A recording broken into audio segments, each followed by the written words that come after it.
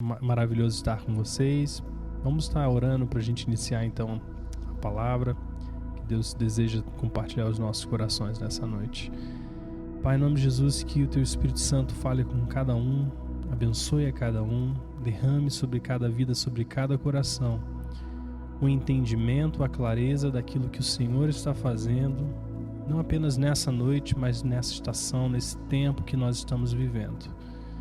Pedimos que a sua palavra venha ao coração dos seus filhos, trazendo encorajamento e entendimento que é relevante para tempos como esse. Em nome de Jesus é que oramos e te agradecemos. Amém. Amém, queridos. Nessa noite nós queremos estar falando um pouco sobre um tema que não é muito comum.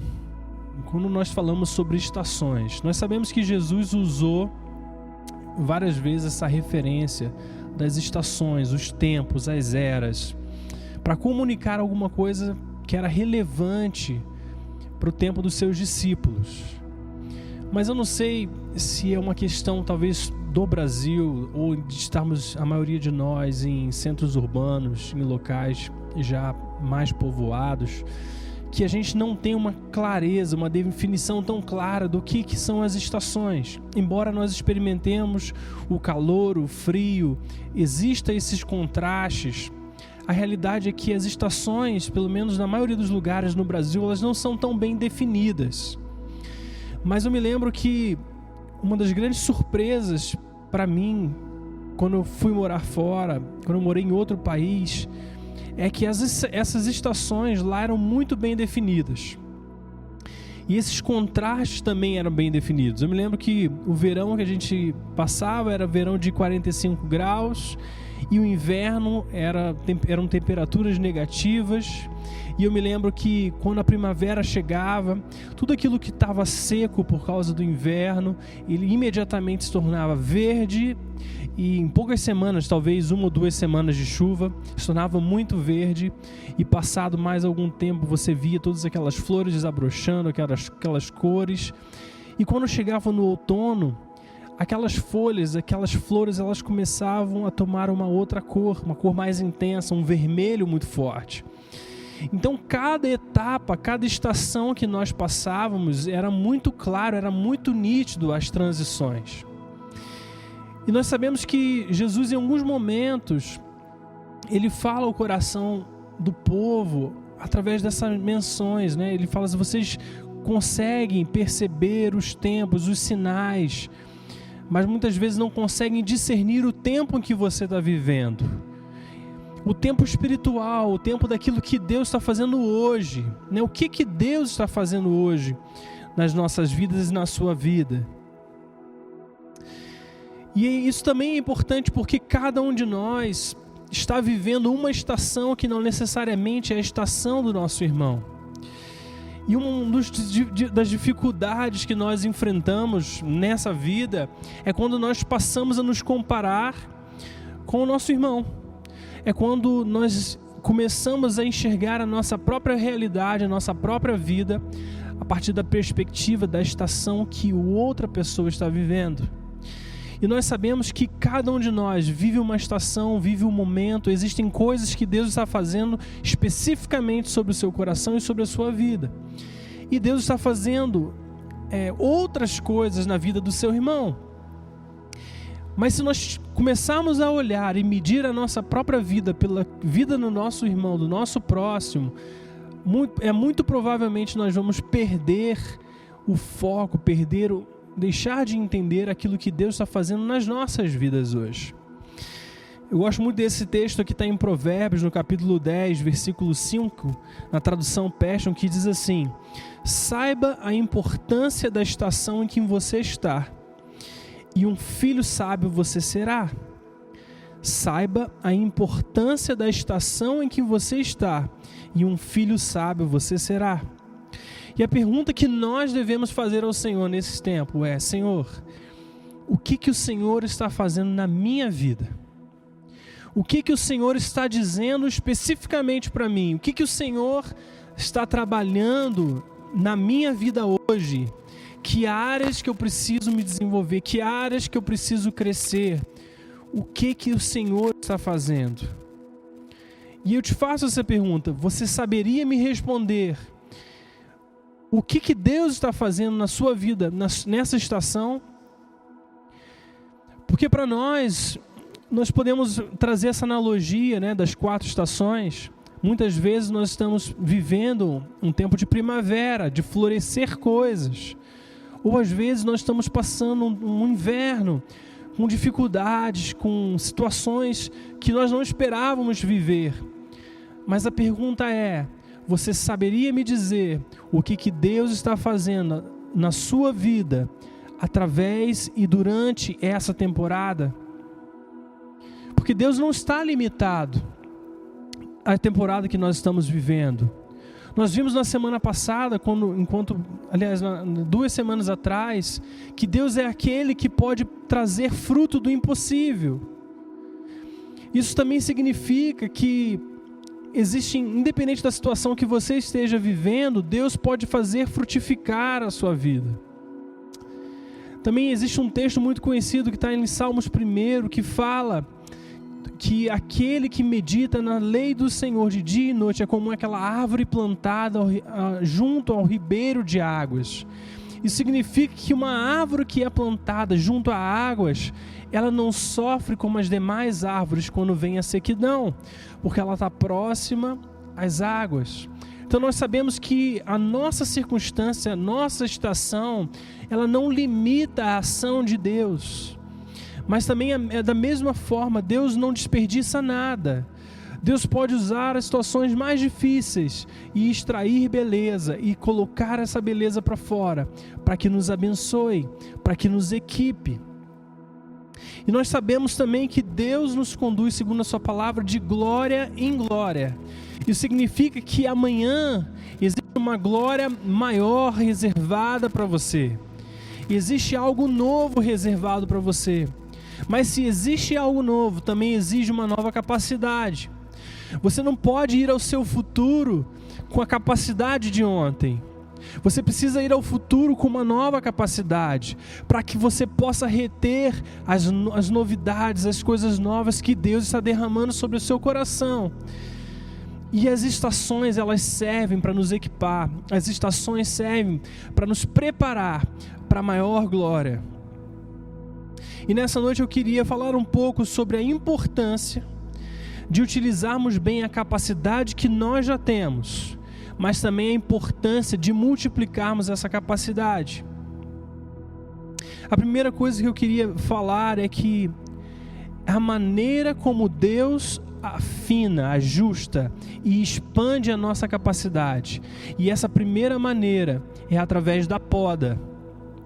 Vamos ler João capítulo 15, verso 1 ao verso 8, e diz assim: Eu sou a videira verdadeira, e meu pai é o agricultor. Todo ramo que estando em mim não dá fruto, ele corta. E todo aquele que dá fruto, ele poda, para que dê mais fruto ainda. Vocês já estão limpos pela palavra que lhes tenho falado. Permaneçam em mim, e eu permanecerei em vocês. Nenhum ramo pode dar fruto por si mesmo, se não permanecer na videira. Vocês também não podem dar fruto se não permanecerem em mim. Eu sou a videira, vocês são os ramos. Se alguém permanecer em mim e eu nele, esse dá muito fruto, pois sem mim vocês não podem fazer coisa alguma. Se alguém não permanece em mim ou permanecer em mim, será como um ramo que é jogado fora e seca. Tais ramos são apanhados, lançados ao fogo e queimados. Mas se vocês permanecerem em mim e as minhas palavras permanecerem em vocês, pedirão o que quiserem e lhes será concedido. O meu Pai é glorificado pelo fato de vocês darem muito fruto, e assim serão os meus discípulos. Quero começar de trás para frente, quero que você perceba o seguinte: o Pai é glorificado quando você dá muito fruto. E aqui ele não está dizendo pouco fruto, algum fruto, ele está dizendo muito fruto. E às vezes você pode dizer, mas talvez eu já dei algum fruto. Talvez a minha vida já reproduza, frutifique em uma certa medida. Mas eu quero te dizer que o Pai é glorificado quando você dá muito fruto. Pouco fruto é bom, pode até ser, mas ainda não é o projeto, não é o destino, o desejo do coração de Deus para cada um de nós. Deus deseja que você dê muito fruto. Agora eu quero que você entenda essa analogia. Por que Jesus estava se comparando a essa videira verdadeira e nós os ramos? Porque se você for estudar, se você tiver a oportunidade de conhecer um lugar que tenha videiras, você vai perceber algumas características nessa videira que se aplicam à nossa vida hoje. A primeira coisa que nós precisamos pensar, né, quando nós falamos de uma videira, é que se a videira ela não é podada, ela vai naturalmente tentar se estender, tentar se expandir, ampliar os seus ramos. Só que o problema da videira que é deixada sem a poda, dos ramos que são deixados sem a poda, é que a sua energia ela é gasta em fazer coisas que não produzem frutos. Então imagine que se você visse uma videira hoje, você ia perceber algumas características. Você ia ver que o ramo, imagine um ramo comprido. A primeira parte desse ramo, ele produz frutos, ele produz folhas e ele tem aquela madeira. Mas se esse ramo é deixado, e você vai ver a segunda parte desse ramo, você vai perceber que agora já não tem tantos frutos, mas existem folhas ainda. E se você pegar a terceira parte desse ramo, você vai observar que agora já não tem mais frutos, não tem folhas, só tem a madeira. Ou seja, naturalmente, os ramos eles são expandidos, eles começam a crescer, mas eles começam a perder a sua função, perder o seu propósito. Eles começam a gastar a sua energia em coisas que não serão frutos bons. E quando você pega um fruto do começo desse ramo e você pega um fruto já mais do final, você vai ver que esses frutos não têm mais a mesma qualidade. Esses frutos já não têm mais o mesmo sabor. E o que acontece? O que isso fala para nós hoje? Muitas vezes nós começamos a deixar, a investir o nosso tempo, a investir os nossos talentos em coisas que não são as áreas da nossa frutificação. Nós estamos gastando a nossa energia em coisas que Deus não nos chamou para fazer. Talvez essas coisas até sejam boas em algum sentido, em algum momento. E certamente muitas dessas coisas não são pecados. Mas a realidade é que nós estamos nos privando da área da nossa frutificação. Então a poda, ela permite que a energia seja focada, seja investida onde você frutifica, onde você faz aquilo bem, onde Deus te chamou para realizar essas coisas. A poda é necessária para que não apenas a sua energia seja aplicada nos bons frutos, mas para que esses bons frutos, essa região de frutificação, ela cresça e ela amplie. Ou seja, a sua capacidade pode ser ampliada dentro daquela área onde você frutifica. E é por isso que a poda, ela aumenta a nossa capacidade. E como diz as Escrituras, como acabamos de ler, como que Deus nos poda? Porque essa também é uma confusão comum. Muitos pensam que se trata de uma disciplina de Deus ou passar por situações difíceis, mas nós vemos aqui o que diz as Escrituras dizendo assim, Jesus falando, vocês já estão limpos. Através de como? Pela palavra que eu lhes tenho falado. Então nós vemos que Jesus, ele podou os seus discípulos conforme sua palavra era liberada. Porque a palavra, ela, quando nós nos submetemos a ela, nos submetemos ao que ela nos ensina, ela nos ajusta. Ela nos coloca no nosso devido lugar. Ela poda as áreas desnecessárias. Ela remove aquelas áreas que não necessariamente são um problema, mas que também não estão focadas na vontade de Deus. Então é assim que a palavra de Deus nos limpa, quando nos submetemos a ela. E o segundo ponto é como que eu posso, sabendo que através da poda, eu aumento a minha capacidade, eu aumento a qualidade dos meus frutos. E perceba, não se trata de quantidade necessariamente, mas se trata de fazer mais com menos.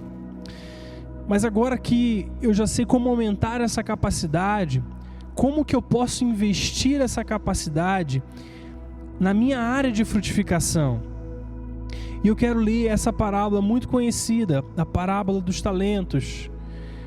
Nós sabemos que essa parábola, o contexto dela é a volta de Jesus. Em outras palavras, quando Jesus estava falando aos seus discípulos sobre o dia que ele voltaria, ele começa a apresentar esta parábola. E para mim ela significa muito claramente que é como nós devemos nos posicionar enquanto esperamos a volta de Cristo. E eu quero ler a partir do capítulo 25 do livro de Mateus, no verso 13, verso 19. Olha como Jesus começa esse texto, essas frases, essa parábola. Diz assim: portanto, vigiem, porque vocês não sabem o dia nem a hora. Então, a partir daí, que ele fala que ele virá como um ladrão, né? Essa é a ideia, é que será uma surpresa para todos nós. É que ele começa a apresentar a parábola dos talentos. E ele fala: e também será como um homem que, ao sair de viagem, chamou seus servos e confiou-lhe os seus bens. A um deu 5 talentos, a outro 2, e a outro 1, e a cada um de acordo com a sua capacidade. E em seguida partiu de viagem. O que havia recebido 5 talentos saiu imediatamente e aplicou-os e ganhou mais 5 talentos. Também o que tinha 2 talentos ganhou mais 2 talentos. Mas aquele que tinha recebido 1 talento saiu, cavou um buraco no chão e escondeu o dinheiro do seu senhor. Depois de muito tempo, o senhor daqueles servos voltou e acertou contas com eles. O que tinha recebido 5 talentos trouxe os outros 5 e disse: o senhor me confiou 5 talentos. Veja, eu ganhei mais 5. E o senhor respondeu: muito bem, servo bom e fiel. Você foi fiel no pouco, e eu o porei sobre o muito. Venha e participe da alegria do seu senhor. Veio também o que tinha recebido 2 talentos e disse: o senhor me confiou 2 talentos. Veja, eu ganhei mais 2. E o senhor respondeu: muito bem, servo bom e fiel. Você foi fiel no pouco, e eu o porei sobre o muito.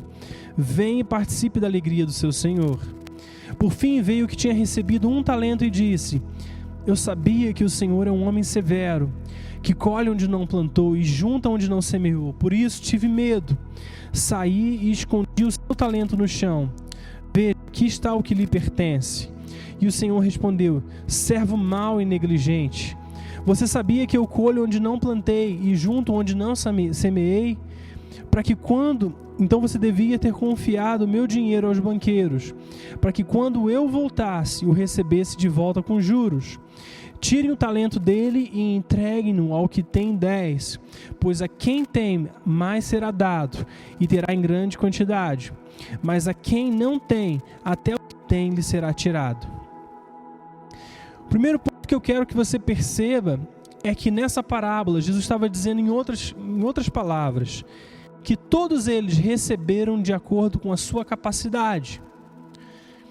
E muitos de nós, às vezes, nos queixamos por causa da capacidade que nós recebemos. Pensamos: por que eu não posso fazer isso ou ter aquilo? Por que eu não tenho talento nessa área ou naquela outra área? Mas aqui nós precisamos ressaltar inicialmente a fidelidade de Deus. Porque não importa a quantidade que cada um tenha recebido inicialmente, porque no final das contas, a fidelidade naquilo que cada um recebeu, o transporta ou os promove sobre o muito. Então não importa com quanto você começou, o que importa é que se você for fiel naquilo que foi confiado a você, haverá a possibilidade de você crescer, haverá a possibilidade de você ser colocado num lugar de muito. Então nós precisamos tirar o foco da queixa. Por que eu não faço isso? Por que eu não faço aquilo? E focar naquilo que Deus confiou a você, naquilo que Deus confiou nas nossas mãos. E há uma coisa interessante, que é quando nós focamos aquilo que nós não temos, nós também nos esquecemos daquilo que temos.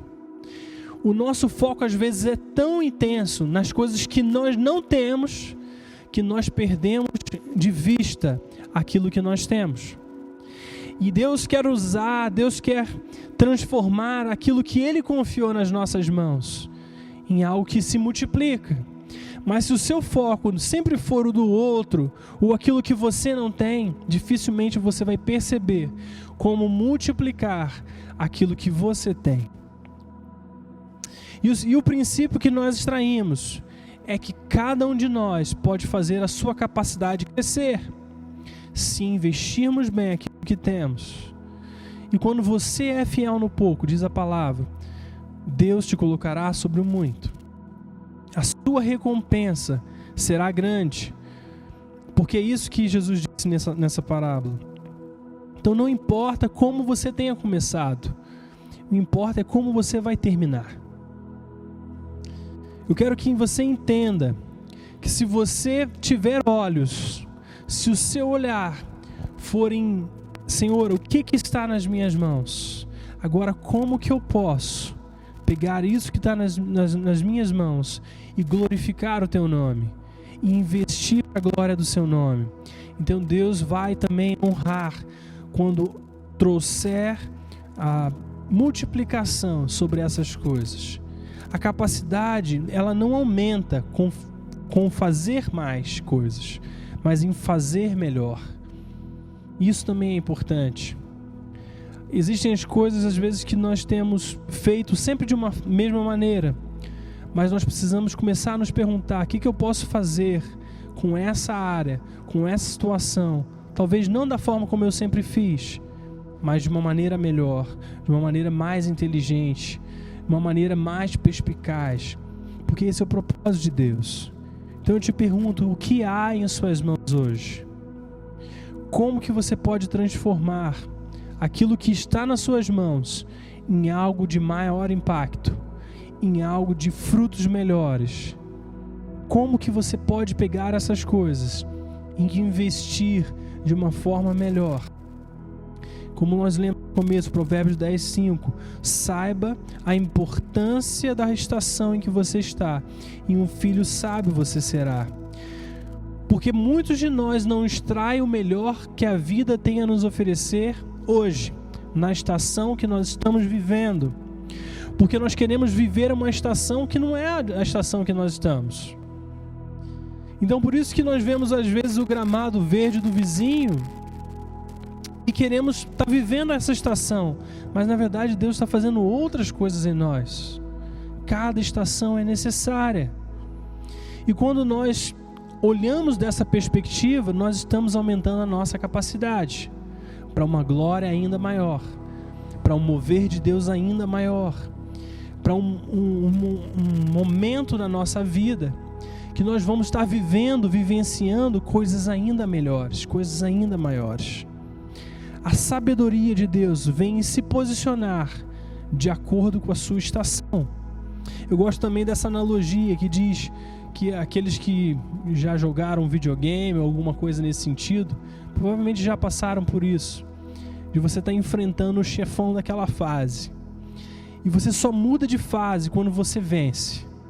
Você só passa para a próxima estação quando você alcança a vitória. E às vezes na nossa vida também é assim.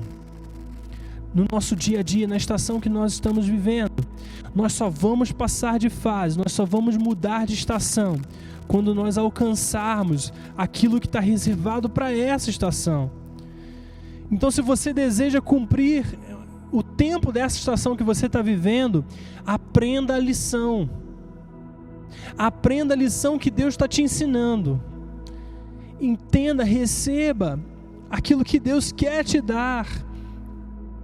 Receba a poda se for necessária. Deixe Deus te limpar se for necessário, para que os seus frutos se tornem melhores, para que você aumente a sua frutificação, a sua capacidade. Cada estação é necessária. Como diz as Escrituras, nós precisamos das chuvas temporãs, a chuva serôdia, que vem em estações distintas. A semente é lançada e é necessário um tipo de chuva. E quando chega depois, no tempo da colheita, é necessária outra chuva, para que aquele fruto, para que possa ser colhido com qualidade. Então cada estação tem algo reservado, algo belo, disponível para você. Existe um tesouro disponível em cada estação. E você precisa aprender a extrair esse fruto, extrair essa beleza, esse tesouro. Invista bem a sua vida, aumente a sua capacidade e vá para a próxima estação. Eu gosto do que Francis Chan disse uma vez. Ele diz assim, que o nosso maior medo não deve ser o fracasso, mas ser bem-sucedido em algo que não importa. Isso é muito importante, porque às vezes nós nos movemos, nós andamos na vida com medo de fracassar. Nós procuramos tentar alcançar coisas que às vezes, talvez até seja o sonho de Deus. Só que às vezes esse medo nos priva de entender qual é o verdadeiro propósito do coração de Deus. Pode ser que o medo te limite, pode ser que o medo te impeça de avançar em certas áreas. Mas o fracasso em si não deve ser o nosso maior medo. O nosso maior medo deve ser bem-sucedido em algo que não importa. Algo que um dia não vai ter feito diferença alguma dentro do propósito de Deus para você. Existem tantas coisas boas, tantas coisas que podem ser feitas, mas talvez não seja isso que Deus tenha para você. Então comece a perceber não aquilo que está lá na frente somente. Não tenha apenas a visão para o seu futuro, mas também tenha a visão para aquilo que Deus está te dando hoje, que você precisa para o seu futuro. Eu queria orar agora, encerrando essa palavra, te lembrando que existe um propósito lindo para cada um de nós. E existe uma estação, e nós estamos vivendo essa estação. O que Deus está fazendo nessa estação na sua vida? Eu queria orar com você, quero que você feche seus olhos onde quer que você esteja. Senhor, em nome de Jesus, toma o coração dos seus filhos, toma a mente, toma os pensamentos, as imaginações.